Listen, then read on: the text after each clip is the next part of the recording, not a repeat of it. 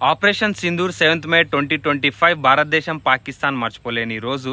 Operation Sindoor strike అయ్యాక పాకిస్తాన్ తీవ్రవాదులు భారతదేశం మీద ప్రతీకారం తీర్చుకోవడానికి కశ్మీర్ కామన్ సివిలియన్స్ మీద కంటిన్యూస్ సీజ్ ఫైర్ చేస్తూ వాళ్ళ మీద అటాక్ చేసే 20కి పైగా మంది చనిపోయారు, 50కి పైగా మంది గాయపడ్డారు.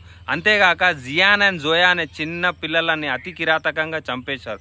వాళ్ళ తప్పేముంది, వాళ్ళు పాకిస్తాన్కి చేసిన అన్యాయం ఏంది? అంతేకాక గురుద్వారా, స్కూల్స్, కామన్ సివిలియన్స్ ఇల్లులు ధ్వంసం చేశారు. అక్కడ కూడా చాలామంది గాయపడ్డారు. అండ్ 2 మైనర్ పిల్లలని అతి కిరాతకంగా నెత్తిని 2 పచ్చలు చేసి కాళ్ళను విరిచేసి చంపేశారు. ఆడవాళ్ళని అయితే వెతికి మరి పిన్ పాయింట్ చేసి చంపుతున్నారు. అండ్ ఈ వీడియో భారతదేశంలో ఉన్న పాకిస్తానీ ప్రేమికులకి, కాశ్మీర్ పూంజ్ అనే ఏరియాలో 90%కి పైగా ముస్లిమ్సే ఉంటారు. ఈ అటాక్లో చాలామంది చనిపోయింది కూడా ముస్లిమ్సే. భారతీయులందరూ గుర్తుపెట్టుకోవాల్సిన విషయం ఏంటంటే పాకిస్తాన్లో ఉన్న తీవ్రవాదం ఎప్పటికీ అంతం కాదు.